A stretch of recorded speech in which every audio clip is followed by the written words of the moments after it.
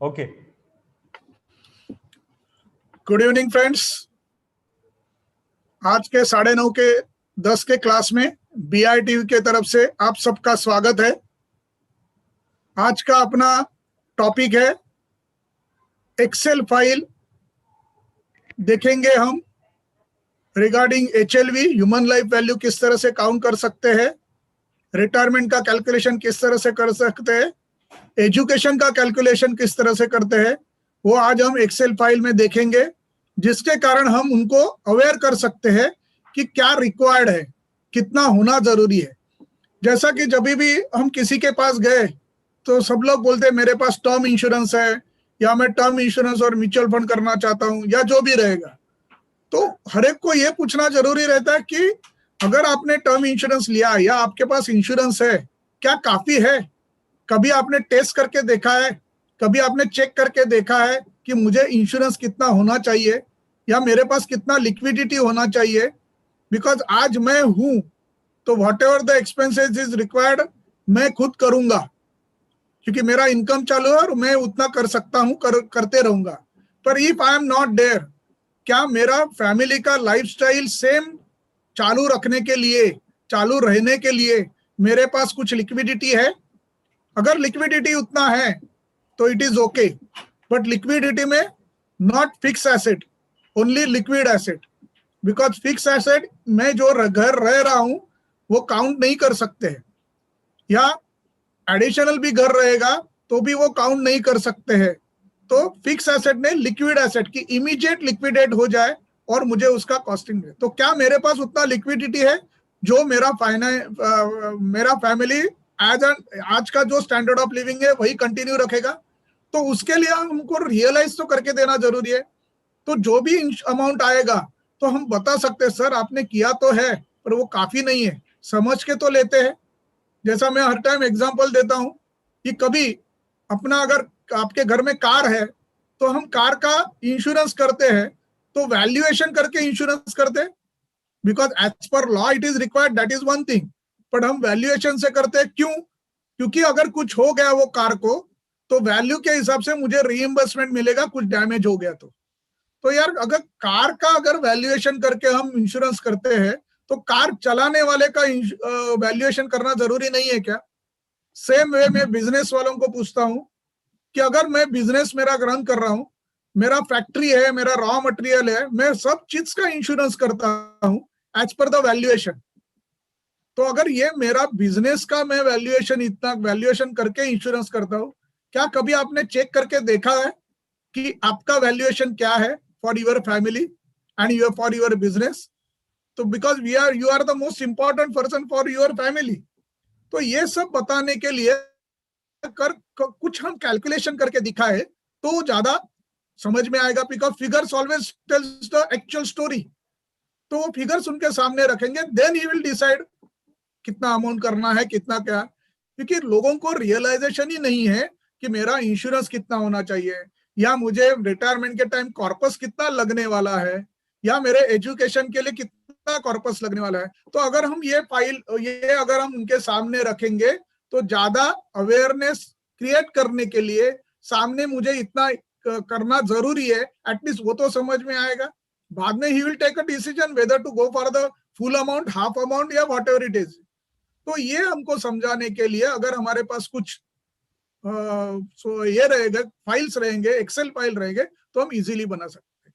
तो मैंने ये एक्सेल फाइल मैंने बनाए हैं regarding the human life value, retirement and education के लिए। So one by one I will share with you, और आपको किस तरह से उसको यूज करना है वो मैं बताऊंगा आगे चल के। यानी आपको अगर ये एक्सेल फाइल अगर चाहिए तो इसमें डिस्क्रिप्शन में मोबाइल नंबर लिखा है, आप उसके ऊपर फोन करके आप बोल सकते हैं कि मुझे एक्सेल फाइल चाहिए, तो आपको मिल जाएगा। So let's I will share my Excel file with you and we will understand how we can count, how we can calculate.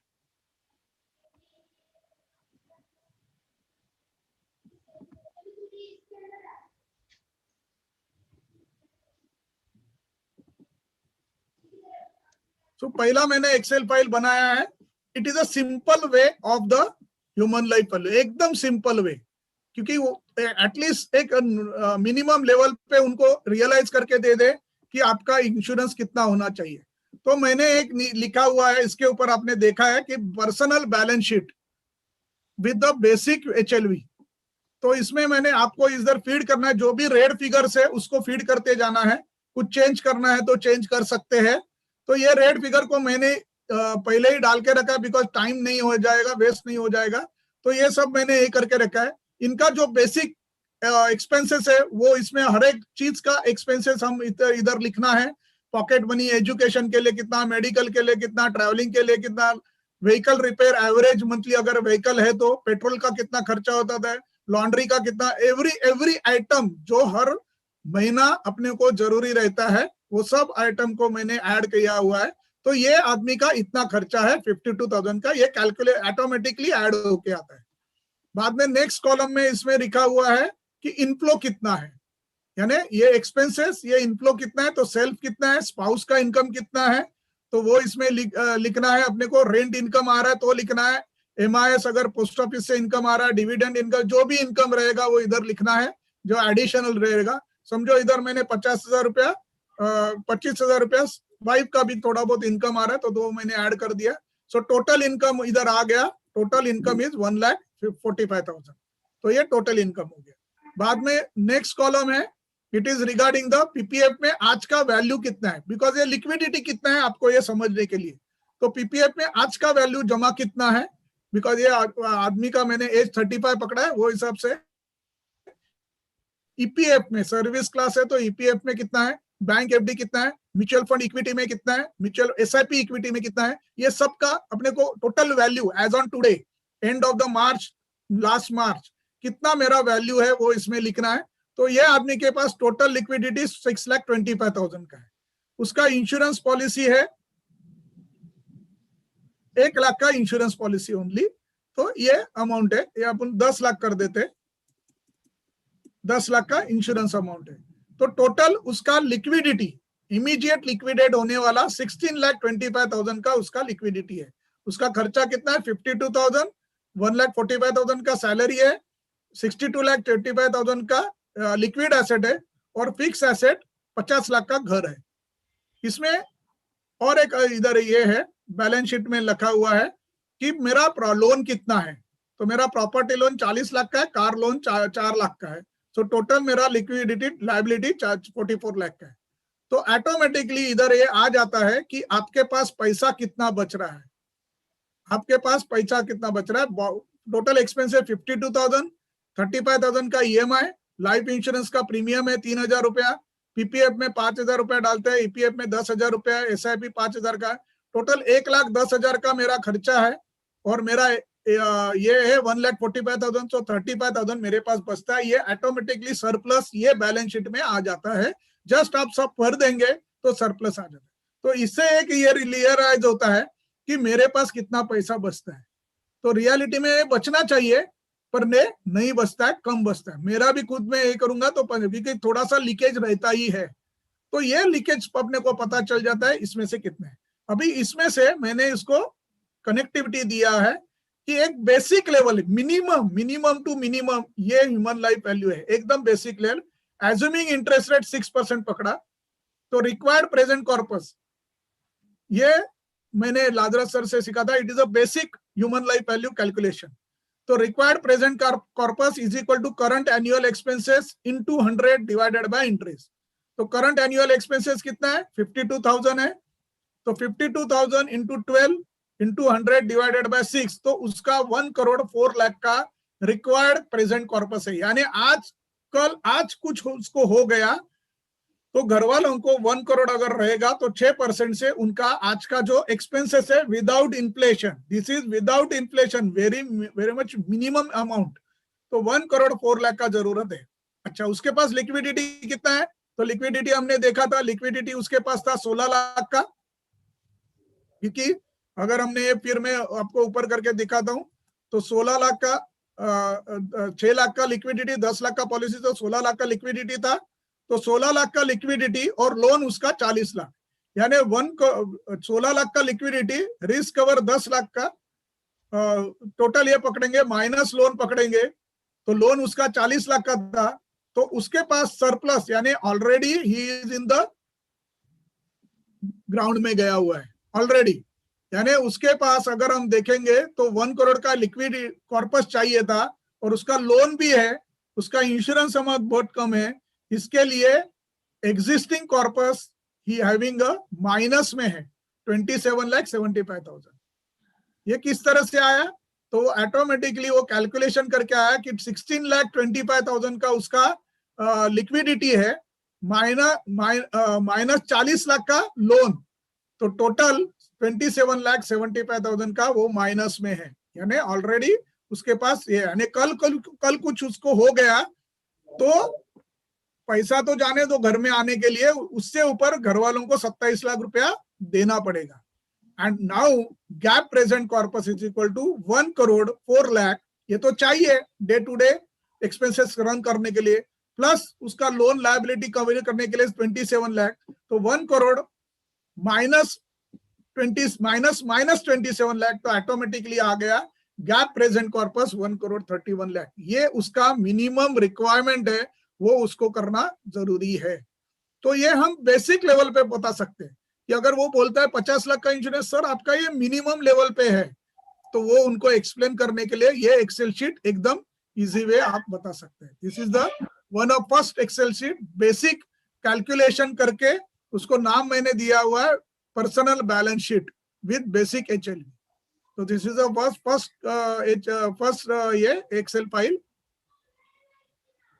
उसके बाद human life value by way of income, यानी इतना तो मिनिमम होना चाहिए जो अभी हमने देखा। अभी इनकम के हिसाब से अगर वो आदमी का इनकम 1,20,000 है, तो साल का इनकम 14 लाख रुपीज है। अगर उसका इनकम ग्रोथ 8% पकड़ता हूं, तो पूरे साल में उसका रिटायरमेंट एज 60 पकड़ते, तो आने वाले 25 साल में जो वो कमाने वाला है उसका आज का वैल्यू 4 करोड़ 77 लाख। सर आप अगर जिंदा, आप अगर लास्ट तक रिटायर होने तक आप इधर रहेंगे, तो आप इतने साल में जो कमाने वाले हैं एक्चुअली वो लॉस फॉर योर फैमिली, वो लॉस है आपका, आपके फैमिली के लिए। अगर उसको कवर करना है तो मेरा 4 करोड़ 77 लाख का आपका एक्चुअल वैल्यू है फॉर द इनकम, यानी लोएस्ट मिनिमम कितना है 1 करोड़ 30 लाख, अपर लेवल कितना है 4 करोड़ 77 लाख। पर अभी हम ये देखते हैं, तीसरा एक्सेल फाइल देखते हैं जिसमें actually human life value expenses का कैलकुलेशन होगा और विद इन्फ्लेशन, एक्सपेंसेस का विद इन्फ्लेशन कैलकुलेशन होगा। ये तीसरा है। ये तीसरा फाइल यूज करते समय इतना ध्यान रखने का है, इधर आपने देखा होगा इधर एज लिखा है 30, 33, 35, 37, 40, ऐसे एजेस लिखे अप टू 60। तो जो एज में आपका क्लाइंट है वो एज का एक्सेल फाइल ओपन करना है। फिर रिपीट करता हूं, नीचे एक्सेल फाइल में सब एजेस लिखे हैं, बिकॉज मैंने क्या पकड़ा है कि उसका and of the life is 80 years. तो इसके लिए जो एज के करीब आपका क्लाइंट है वो एक्सेल फाइल आपको ओपन करना है और इधर ये फीड करना है। तो मैंने इधर ये लिखा है कि एज है 35, वाइफ एज 30 है, सेम एनुअल इनकम 14,40,000 है, एनुअल एक्सपेंसेस 52,000 के हिसाब से 6,24,000 का एक्सपेंसेस है। पहला लड़का 5 साल का है, दूसरा लड़का 1 साल का है। होम एक्सपेंसेस इन्फ्लेशन 7% पकड़ा है, आइडियल इंटरेस्ट रेट 7% पकड़ा है, मैरिज एंड एजुकेशन का इन्फ्लेशन 7% पकड़ा है, उसका लोन लायबिलिटी 40 लाख का है, उसको रिजर्व कैपिटल एक उसके पास 20 लाख रुपए और एडिशनल होना चाहिए, उसका इंश्योरेंस 10 लाख का है और लिक्विडिटी 6,25,000 का है। तो अगर हम ये देखेंगे इसके लिए अभी उसका एजुकेशन का जो खर्चा है, बिकॉज कल कुछ हो गया तो उसका एजुकेशन का खर्चा कौन करेगा बच्चों का। तो ये बच्चा एक 5 साल का है और 1 साल का है, तो हर एक अपने को ये रेड मार्क में जो दिया हुआ है उसको फिल करना है आपको। तो हर एक साल का एजुकेशन का खर्चा कितना आता है दोनों बच्चों का ये इधर लिखना है।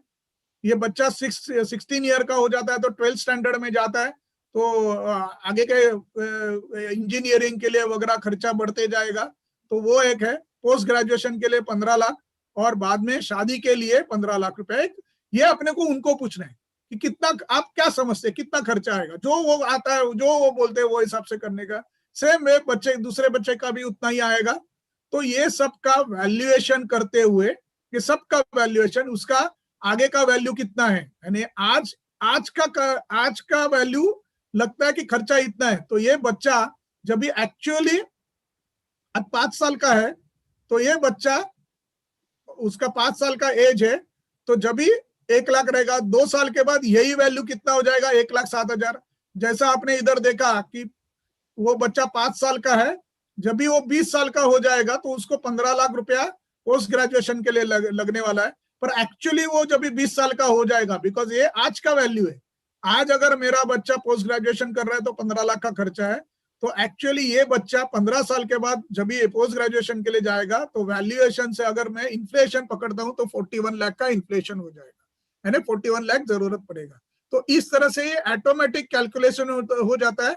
अक्षय फ्यूचर एक्सपेंसेस, दिशा फ्यूचर एक्सपेंसेस, ये ऑटोमेटिकली कैलकुलेशन हो जाता है। और इसका टोटल यानी हर साल आज से लेके उसका एक्चुअल एक्सपेंसेस हर साल का कितना है। अगर आज ही डेथ हो गया तो उसको ये साल के लिए कितना है, लोन तो रिपेमेंट करना है, 20 लाख का उसको एडिशनल कैपिटल चाहिए। चलो ये मैंने पकड़ के चला कि कैपिटल, एडिशनल कैपिटल मुझे हार्डली 5 लाख रहेगा तो भी चलेगा, it is for the last expenses के लिए मैं अगर पकड़ता हूं तो 5 लाख, तो ये साल के लिए मुझे लगेगा 52 लाख। नेक्स्ट ईयर मेरे बच्चों के एजुकेशन के लिए 7 लाख विथ मेरा घर का एक्सपेंसेस। तो ऐसा करते करते हर साल का एक्सपेंसेस ऑटोमेटिकली इधर कैलकुलेट होता है, including education expenses and marriage expenses. तो ये करते करते पूरा 80 साल तक इतना पैसा लगने वाला है विथ इन्फ्लेशन एवरीथिंग। उसके लिए मेरा ह्यूमन लाइफ वैल्यू हो जाता है 4,95 लाख। उसमें से मेरे पास 10 लाख का लाइफ इंश्योरेंस है, 66,25,000 का एसेट है, तो 4,79 लाख का कॉर्पस मेरे पास होना चाहिए, लिक्विडिटी होना चाहिए। तो अपने को ये नहीं पूछने का कि आपके पास क्या है, क्या इंश्योरेंस किया है, आपके पास 4,79 लाख का लिक्विडिटी है। अगर है तो आपको कुछ भी करने का जरूरत नहीं, कॉन्ग्रेचुलेशन। पर अगर नहीं है तो सोचना जरूरी है। यानी मिनिमम कितना चाहिए था मुझे, 1 करोड़, बट अगर एक्सपेंसेस को पूरा कवर करना है up to age 80 for my family, तो मुझे आज का वैल्यू 4,79 लाख का है। सर आप सोचो कि आपने इंश्योरेंस लिया है तो वो साइजेबल है, अगर नहीं है तो थिंक अबाउट दिस। सस्ते में कर रहे तो पूरा करो, जो कि आपके फैमिली के लिए पूरा वैल्यूएशन देके जाएगा। तो ये हम किसी का भी आप सिर्फ फीड करेंगे, सब ये जो रेड मार्क में जो फिगर्स है वो आप फीड करेंगे तो ऑटोमेटिकली आपको ये balance corpus to cover HLV with inflation अपने को मिल सकता है। So this is a readymade, you can realise. और इधर वो चाहता है उतना फिगर हम चेंज करेंगे तो वो चेंज कर सकते हैं, तो उसके ऊपर है कि कितना लिखने का है। तो उनके हाथ से ही उनको ये कैलकुलेशन करके दिखाने का है कि आपको इतना रिक्वायर्ड है। तो इस तरह से हम ये ह्यूमन लाइफ वैल्यू मिनिमम से लेके एक्चुअली कितना है, इसके बीच में आप कुछ भी रखो, पर इससे नीचे नहीं जाना चाहिए, बिकॉज बेयर मिनिमम आपका विदाउट इन्फ्लेशन तो आपके पास होना ही चाहिए। तो ये अपने को एक्सप्लेन करने के लिए this is the easy way to explain the human life value. So this is regarding the human life value.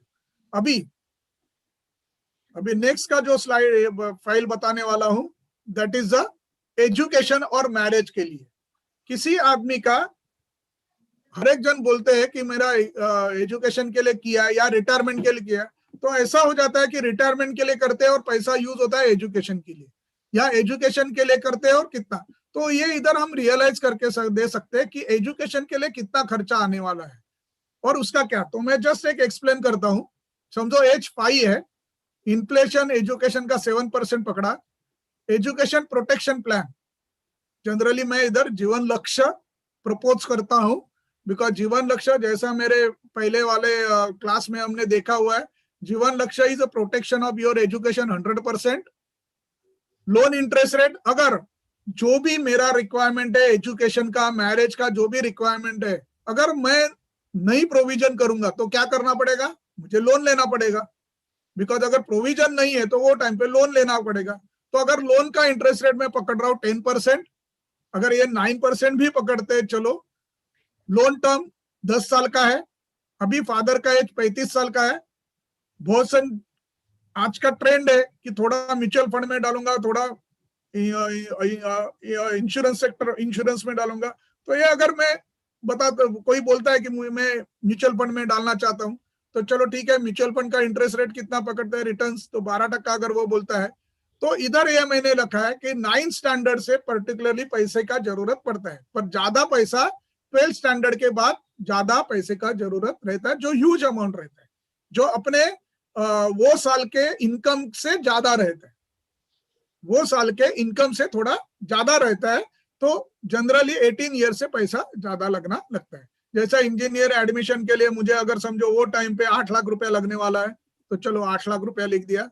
Engineering का फर्स्ट ईयर का अगर ये है एक्सपेंसेस 1 लाख है, 1 लाख है। थर्ड ईयर पोस्ट ग्रेजुएशन के लिए मुझे 15 लाख रुपए लगने वाला है, तो 15 लाख रुपया मैंने डाल दिया। बाद में हर साल 1-1 लाख रुपया। और अगर मैरिज के लिए 28 एज में मुझे आज का, ये सब आज का वैल्यू मैंने लिख दिया। ये आज का वैल्यू लिखने के बाद ऑटोमेटिकली 7% से आपको कल का रिक्वायरमेंट आ जाएगा। सो ओवरऑल आज उसका बच्चा 5 साल का है, करेक्ट। 13 साल के बाद, 8 से लेके 13 साल के बाद उसको पैसे का रिक्वायरमेंट आने वाला है, और टोटल ओवरऑल रिक्वायरमेंट 1,53 लाख का जरूरत है एक बच्चे के लिए, करेक्ट। अभी शॉर्ट टर्म में generally we are not advise,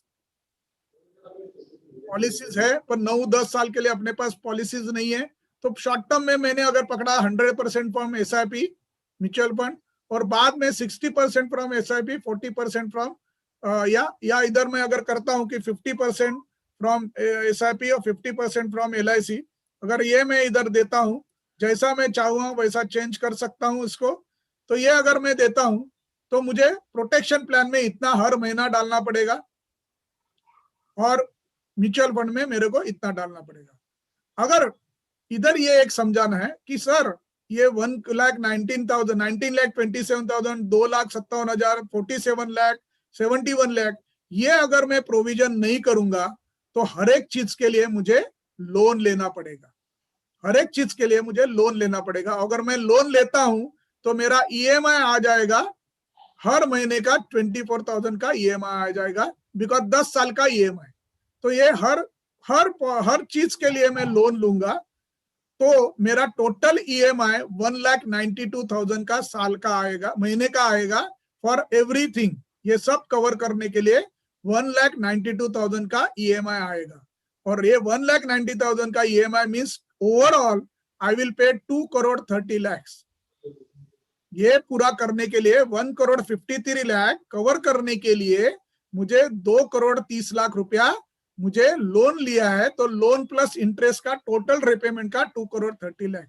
but sir अगर आज से ही आप इन्वेस्टमेंट करना चालू करेंगे तो हर महीना 14,000 रुपया इंश्योरेंस में, जिसमें आपका रिस्क और भी हो जाएगा और प्रोटेक्शन भी हो जाएगा, ये सब एजुकेशन के खर्चे का, प्लस 12,000 रुपया आप म्यूचुअल फंड में डालेंगे, तो ओवरऑल आपका investment is 60 lakh for the 1,53 lakh. यानी आप आज से इन्वेस्टमेंट करते हैं तो 1,53 लाख के लिए 60 लाख का इन्वेस्टमेंट करना पड़ेगा overall over the period. But वही अगर आप नहीं, जरा भी नहीं प्रोविजन करते तो आपको 2,30 लाख लेना है। क्यों ऐसा होता है? बिकॉज जब भी मैं लोन लेता हूं तभी principal amount and interest goes back to bank, but जब भी मैं इन्वेस्टमेंट करता हूं principal amount and interest come back to me. तो इसके लिए always investment is good choice than the loan. तो जितना हो सके आप स्टार्ट करो, एटलीस्ट आप सर्टन लेवल तक तो पहुंच जाएंगे। तो सोचो सर कि अगर ये मैं इतना इन्वेस्टमेंट करता हूं, महीने का 28,000 रुपया इन्वेस्टमेंट करता हूं, तो मेरा कितना बेनिफिट होता है। मैं 60 लाख ही भरता हूं और मुझे 1,53 लाख मिलता है with protection of the education. So क्या चॉइस करेंगे आप? तो उनको ये पूरा पिक्चर उनके सामने रख सकते हैं कि अगर मैं नहीं करूंगा तो लोन कितना लेना पड़ेगा, वही इन्वेस्टमेंट के लिए मुझे कितना इन्वेस्टमेंट करना पड़ेगा। तो ये अगर सामने रखेंगे तो he can take his decision, थोड़ा जल्दी लेने का कोशिश कर सकता है, जल्दी ले सकता है कि यार एटलीस्ट कुछ तो चालू करूं, अभी से कुछ चालू करूंगा तो आगे कुछ मिल जाएगा। So this way we can show as a education के लिए comparison between the investment and loan EMI. अगर मैं न्यू प्रोविजन करता हूं तो लोन लेना पड़ेगा, तो comparison between the loan and the today's investment, इसके मैं कंपैरिजन करके ये शीट को मैं बता सकता हूँ और रियलाइज करके दे सकता हूँ। और ये भी एक रियलाइजेशन है कि आज 8 लाख का है, जब भी वो एक्चुअल बच्चा 18 साल का हो जाएगा तभी कितना लगने वाला है, तो ये भी हम रियलाइजेशन उनको दे सकते हैं। Correct. You can change whatever you want to change, you can change here with जो इंटरेस्ट रेट है वो आप चेंज कर सकते हैं ऑटोमेटिकली, आपको ये सब चीज मिल जाएगा, कुछ भी ये करने का जरूरत नहीं, ऑटोमेटिकली सब कैलकुलेशन ऑन द वे हो जाता है। So this is the regarding the education. यानी पहला हमने देखा simple human life value, lower level human life value. Second हमने देखा एक्चुअल एक्सपेंसेस से human life value, future expenses जो भी बच्चों का है उससे कितना होता है। थर्ड हमने देखा एजुकेशन का। Now we will see the retirement के लिए मुझे कितना कॉर्पस होना जरूरी है। तो रिटायरमेंट के लिए जस्ट एक 35 एज का आदमी है, इधर मुझे फीड करना है, 35 एज है तो 35 एज, रिटायरमेंट एज को मुझे डालना है 60 एज है। इन्फ्लेशन बिफोर रिटायरमेंट 7% पकड़ा है। Interest rate after retirement I can change, I can take 9% also, whatever I want to, तो ये 9% है। अच्छा, फिलहाल इन्फ्लेशन आफ्टर रिटायरमेंट 0 पकड़ा है, एक्चुअली उधर भी आएगा, तो इधर अगर मैं 5% का इन्फ्लेशन डालता हूं 4% का, तो नेट अमाउंट इन्फ्लेशन एडजस्ट से इधर ऑटोमेटिकली आएगा। पर पहला हम क्या जनरली हम बोलते हैं, ये लादरस सर से सीखा था, स्टेप बाय स्टेप उनको फाइनेंशियल प्लानिंग करना है। तो पहला हम आफ्टर रिटायरमेंट इन्फ्लेशन 0 पकड़ के हम निकालते हैं कि कितना कॉर्पस होना जरूरी है। तो आज का उसका एक ओवरऑल मैंने पकड़ा है, पूरा इसमें फीड नहीं किया, तो 6,24,000 का ओवरऑल उसका एक्सपेंसेस है। तो आज 6,24,000 का जो एक्सपेंसेस है 25 साल के बाद, आज 35 एज है, 60 एज में जब भी होएगा तभी same standard of living maintain करने के लिए ही रिक्वायर्ड 33,86,000। करेक्ट, 33,86,000। अगर वो अभी बोलता है कि सर इसमें तो एजुकेशन का भी खर्चा है, चलो सर एजुकेशन का खर्चा इसमें से निकाल देते, तो अगर आप बोलते हैं 5 लाख का आपका एक्सपेंसेस है तो 5 लाख लिख देते। तो आज का जो 5 लाख का एक्सपेंसेस है that will require 27 lakh to maintain the same standard of living from age 60 to 80। 60 to 80 आपको 27 लाख रुपीस लगने वाला है पर ईयर का। वो 27 लाख आने के लिए आपके पास 25 साल के बाद करीबन 2,53,00,000 का कॉर्पस होना जरूरी है। सर कभी आपने ये देखा है कि मेरा कितना कॉर्पस होना जरूरी है और मेरा आज का इन्वेस्टमेंट का कितना कॉर्पस हो रहा है, कभी आपने चेक किया है? Sir we can check. अगर हम बैठेंगे एक साथ और ये हम चेक करेंगे कि मेरा कॉर्पस कितना रिक्वायर्ड है और मेरे पास ऑलरेडी एग्जिस्टिंग इन्वेस्टमेंट का कॉर्पस कितना है, वो सिंपल वे एक रफ कैलकुलेशन उनको बता सकते हैं। नाउ अभी ये कॉर्पस मुझे रिक्वायर्ड है 2,53,00,000 का, 2,53,00,000 का मुझे कॉर्पस रिक्वायर्ड है, 27 लाख रुपए जरूरी है, तो उसके लिए 2,53,00,000। अगर मैंने जैसा इसमें हमने पकड़ा हुआ है कि interest rate after maturity, after retirement interest rate 9% पकड़ा हुआ है, तो उससे ये कैलकुलेशन होता है अगर मैं आज से इन्वेस्टमेंट चालू करूंगा, 9% एक एवरेज रिटर्न पकड़ा, तो आज से इन्वेस्टमेंट चालू करूंगा तो मुझे 22,419 का रफली खर्चा आएगा। तो इसमें मैंने ये दिखाया है सर जितना लेट करेंगे उतना आपका इन्वेस्टमेंट बढ़ते जाएगा। इसके लिए मैंने एक एग्जांपल इधर दिया है। सर ये आज आपने 35 एज में आप देख रहे हैं, अगर यही आपने 30 एज में कैलकुलेट करते थे तो आपको 13,000 का ही इन्वेस्टमेंट आता था। आज 5 साल निकल गया तो आपको 22,000 का इन्वेस्टमेंट आ रहा है, और 5 साल निकालेंगे तो 37,000 का इन्वेस्टमेंट आ जाएगा, और 5 साल निकालेंगे तो 66,000 का है। तो early the start you will get the, because compounding power. तो अर्ली जितना चालू करेंगे उतना आपके लिए अच्छा रहेगा, कम इन्वेस्टमेंट में आप उतना आपका कॉर्पस बना सकते हैं। ये एक सोच ये एक्सेल फाइल से हम दे सकते हैं। अभी इसमें और एडिशनल ये किया हुआ है कि आज का उसके पास कॉर्पस कितना है, तो मैंने इधर डाल दिया आज का शेयर वैल्यू, उसके पास समझो पकड़ के चलो शेयर इन्वेस्टमेंट नहीं है। एसआईपी का आज का वैल्यू 1 लाख है, ईपीएफ का आज का वैल्यू उसका 3 लाख रुपया है, पीपीएफ में 1 लाख रुपया पड़ा है, एफडी 25,000 है, तो आज का ये वैल्यू 5,25,000 है।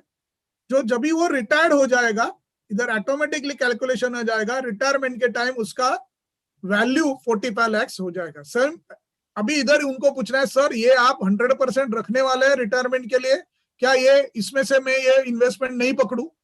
बिकॉज ये आप रिटायरमेंट के लिए यूज कर रहे हैं तो ही मैं इसको कैलकुलेट करता हूं। अगर आप बोलते हैं कि ये एसआईपी का पैसा रिटायरमेंट के लिए नहीं है तो मैं ये कैलकुलेट में नहीं डालता हूँ। करेक्ट? तो ये हम उनको पूछ सकते हैं कि बाबा ये पैसा रिटायरमेंट के लिए यूज कर रहे हैं क्या? जैसा एफडी छोटा है तो आपने रिटायरमेंट के लिए नहीं यूज कर रहे, अलग पर्पज के लिए यूज कर रहे, तो मैं इसमें नहीं पकड़ता हूँ। तो इसका वैल्यू हो गया 27 लाख। अच्छा, एसआईपी का इन्वेस्टमेंट हर महीना 5,000 रुपया करता है, तो उनको फिर ये पूछने का, ये पूरा 5,000 रुपये रिटायरमेंट के लिए, तो शायद उसने बोला नहीं 3,000 रुपया, यानी हाफ पकड़ो, महीने का 3,000 रुपया, यानी 36,000 ही एसआईपी में पकड़ो, ईपीएफ पीपीएफ रिटायरमेंट के लिए पकड़ो। तो आज का जो टोटल वैल्यू है उसका 27 लाख, और आज से लेके 25 साल ये इन्वेस्टमेंट चालू रखेगा, उसका हो जाएगा 1,97 लाख। इतने साल के बाद उसका वैल्यू 1,97 लाख। तो टोटल ओवरऑल अगर पकड़ेंगे तो उसके पास 2,24 लाख रुपए का आज का इन्वेस्टमेंट जो कंटिन्यू करेगा फॉर द रिटायरमेंट के लिए, तो उसके पास इतना बन जाएगा। तो लास्ट शीट में ये आ जाता है कि मेरा रिक्वायरमेंट कितना है, 27 लाख। उसके लिए मुझे 2,53 लाख कॉर्पस जरूरत है, और एक्चुअल कितना लगने वाला था, 2,24 लाख मेरा बन रहा है, और रिक्वायर्ड है 2,53 लाख। तो 29 लाख का मुझे और कॉर्पस बनाना है। कॉन्ग्रेचुलेशन सर, आप बहुत करीब आ गए हैं।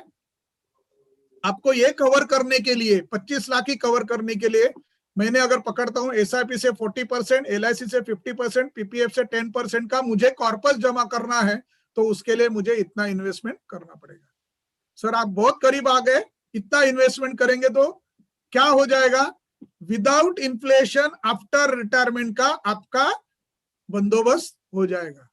बट सर अगर मेरा आफ्टर रिटायरमेंट में 3% का भी इन्फ्लेशन पकड़ता हूं, तो आज का जो इन्वेस्टमेंट है उसके लिए आपको और 97 लगेगा, बिकॉज ये तो उतना ही रहने वाला है, पर कॉर्पस रिक्वायर्ड मुझे 3,21 लाख लगेगा, बिकॉज मैंने आगे भी इन्फ्लेशन पकड़ा है।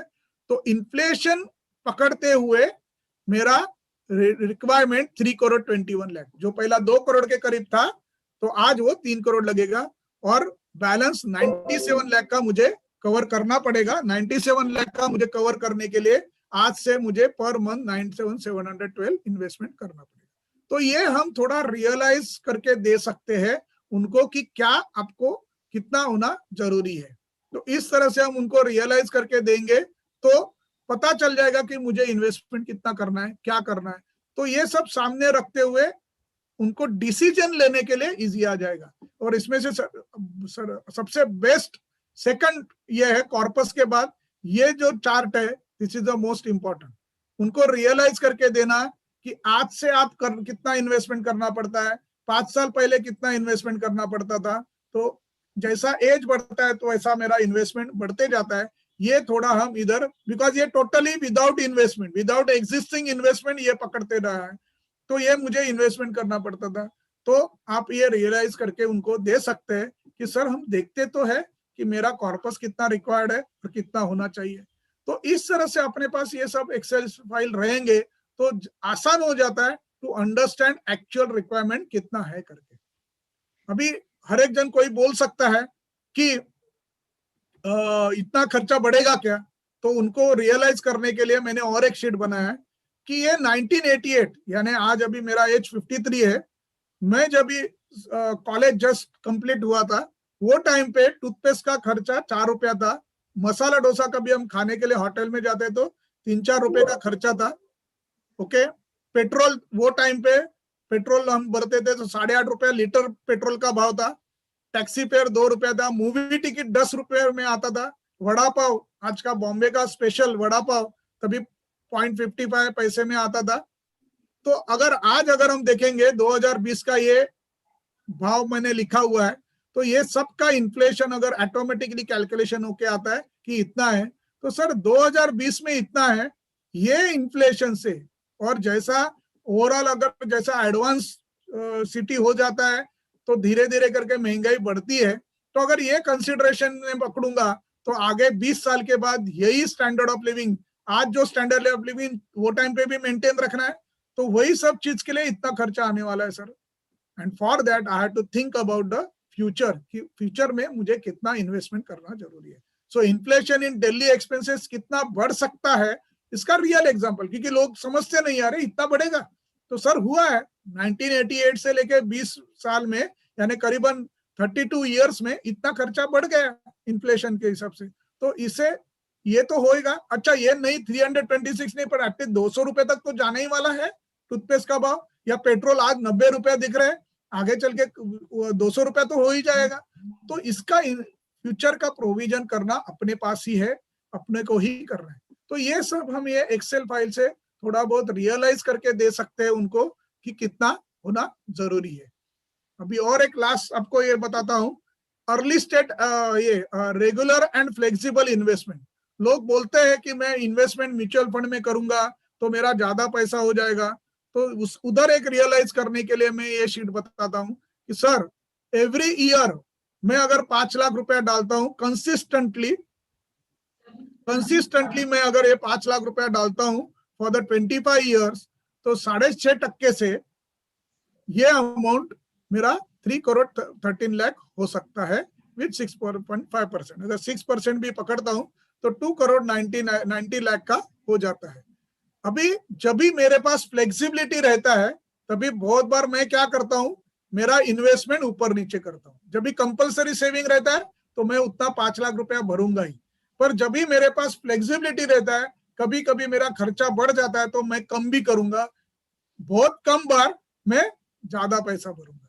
तो ये इसके लिए फ्लेक्सिबिलिटी के कारण मैं थोड़ा कम ज्यादा भरते जाऊंगा, और मुझे उतना ही पैसा अगर चाहिए, उतना ही पैसा चाहिए मुझे, अगर सेम 1 करोड़ 2,90,000 अगर चाहिए तो उसके लिए 2 करोड़ 90 करोड़ लाख चाहिए, तो मुझे उसके लिए मेरा इंटरेस्ट रेट करीबन 7% का मिलना चाहिए, तो मैं ये कर सकता हूँ। अच्छा इधर मैंने थोड़ा ज्यादा इन्वेस्टमेंट पकड़ा है, पर बहुत रेयरली होता है कि जो मेरा इन्वेस्टमेंट है उससे ज्यादा इन्वेस्टमेंट करूंगा, तो फिर भी 7% लगेगा। अच्छा अभी दूसरा और एक इसमें दिखाया कि विद इन्वेस्टमेंट विद गैप, यानी ये भी होता है कि ये साल नहीं करूंगा, नेक्स्ट ईयर करता हूं, बिकॉज फ्लेक्सिबिलिटी है। तो फ्लेक्सिबिलिटी में मैं बहुत कम बार इन्वेस्टमेंट करूंगा, और अगर ऐसा हो गया तो मैं 50 लाख इन्वेस्टमेंट करूंगा, बट उतना ही पैसा मेरे पास आने के लिए करीबन मेरा इन्वेस्टमेंट के रिटर्न को करीबन मुझे 11% का रिटर्न आना चाहिए। और सबसे बहुत डेंजरस चीज, मैं रेगुलर इन्वेस्टमेंट 5 लाख का कर रहा हूं, हर साल करते जा रहा हूं, पर जब ये पैसा जमा हो जाता है ना, तो मेरा एक टेंडेंसी रहता है, या एक ये रहता है कि अरे 59 लाख जमा हो गए, चलो कार लेना है, तो मैं कार ले लेता हूँ, एक फर्स्ट क्लास कार 15 लाख का ले लेता हूँ, तो वो मैंने निकाल दिया। बीच में और भी कुछ खर्चा लगा, अरे 79 लाख जमा हो गया, तो और एक नया कार लिया, या और कुछ खर्चा हो गया। ऐसा अगर मैं थोड़ा थोड़ा उसमें से विड्रॉ करते जाऊंगा, थोड़ा अमाउंट 10-15 लाख, तो वही मुझे सेम अमाउंट आने के लिए करीबन मुझे 13% रिटर्न आना चाहिए, वो भी गारंटी के साथ। क्या ये पॉसिबल है कि पूरा हर टाइम 100% मुझे इतना मिलेगा? सो ये उनको रियलाइज करके देना है कि भले मैं ये नहीं बोलता हूँ कि पूरा का पूरा 5 लाख आप सेफ इन्वेस्टमेंट में डालो, पर थोड़ा सा पैसा आप डिवाइड करो, पार्ट करो, सो दैट आपको कभी भी ऐसा पैसा निकालेंगे तो भी ये वैल्यू कम हो जाएगा। पर ये कंपलसरी सेविंग होने के कारण, insurance is the one of the thing, is the compulsory saving, और पैसा मैच्योरिटी में सब पैसा आपको दिखेगा, लास्ट तक आप इन्वेस्ट करेंगे सब पैसा आपको दिखेगा, because easy flexibility of withdrawal नहीं है, इसके कारण वो पैसा रह जाता है। तो जो मिनिमम अमाउंट है, ये मैंने गोपीनाथ सर से सीखा था, हर एक आदमी को एक मिनिमम, रीजनेबल एंड एस्पिरेशन, ऐसे 3 टाइप के खर्चे रहते हैं। Minimum is the mandatory, we can not avoid that, it is bread and butter, वो मिनिमम तो खाना ही है। रीजनेबल, थोड़ा पैसा ज्यादा, यानी घर में एसी चाहिए या और थोड़ा सा लाइफस्टाइल थोड़ा सा बड़ा है। और aspiration means out of India में घूमने के लिए जाऊंगा और भी ज्यादा थोड़ा लैविशली खर्चा करूंगा, तो वो एस्पिरेशन। तो ये 3 खर्चा अपने कवर करने के लिए जो मिनिमम है, उसके लिए you have to rely only on the insurance, जो आपको मिनिमम गारंटी के साथ पैसा आते जाएगा। तो ये सब रियलाइज करने के लिए ये अपने पास एक्सेल फाइल रहेंगे, तो हम इजीली वी कैन कन्विंस नहीं, मैं बोलता हूँ अपने को कन्विंस करना, यानी उनको हेक नहीं करना है, उनको रियलाइज करके देना है। पहला कन्विंस तो बाद में हो जाएंगे, पर पहला उनको रियलाइज करके देना है कि व्हाट इज क्या रिक्वायर्ड है। तो ये सब हम थोड़ा एक्सेल फाइल से उनको समझा सकते हैं और बता सकते हैं, सो दैट वी कैन, यानी आगे का अपने बातों को कंप्लीट रखने के लिए, कवर करने के लिए, 1 मिनट, अपने बातों को कवर करने के लिए हमारे लिए वो एक आसान तरीका रहेगा, जिसके एक्सेल फाइल से हम उनको बता सकेंगे कि इस तरह से आपका रिक्वायरमेंट, एक्चुअल रिक्वायरमेंट क्या है, और आपका एक्चुअली आज का पोर्टफोलियो के हिसाब से आपका आज का वैल्यूएशन कितना है। तो ये हमको दिखाने के लिए थोड़ा बहुत आसान हो जाता है, इसके लिए ये एक्सेल फाइल बनाया है। मैं फिर रिपीट करता हूँ, किसी को अगर ये एक्सेल फाइल चाहिए तो डिस्क्रिप्शन में मोबाइल नंबर लिखा है, आप उधर फोन करके या मैसेज डाल के आप लिखिए, तो आपको ये एक्सेल फाइल मिल जाएगा और दिस कैन बी यूज, और आप टेस्ट करके देख सकते हैं। सो आज का ये क्लास का मेरा ये उद्देश्य था कि आपको एक्सेल फाइल समझाऊं। तो ये मैंने आपको जो जिधर भी एक्सेल फाइल में रेड मार्क्स है वो चेंजेबल है, वो आप चेंज करके कर सकते हैं। नेक्स्ट वेडनेसडे फिर मिलेंगे 9:30 के 10 के क्लास में, और नेक्स्ट टाइम का सब्जेक्ट रहेगा फाइनेंशियल अंडरराइटिंग। एंड जब भी हम इंश्योरेंस प्रपोज करते हैं तो अपने इनकम के हिसाब से इंश्योरेंस मिलता है, तो वो किस तरह से करने का, और उनका बैलेंस शीट से किस तरह से हम कर सकते हैं, क्या क्या यूज कर सकते हैं, थोड़ा बहुत उसके ऊपर मैं गौर करूंगा और आपको बताऊंगा कि फाइनेंशियल अंडरराइटिंग से आप किस तरह से इंश्योरेंस का अमाउंट को बढ़ा सकते हैं। सो ये अपना नेक्स्ट वेडनेसडे का टॉपिक रहेगा। So thank you, good night. फिर मिलेंगे नेक्स्ट वेडनेसडे 9:30 के 10 के क्लास में। Thank you.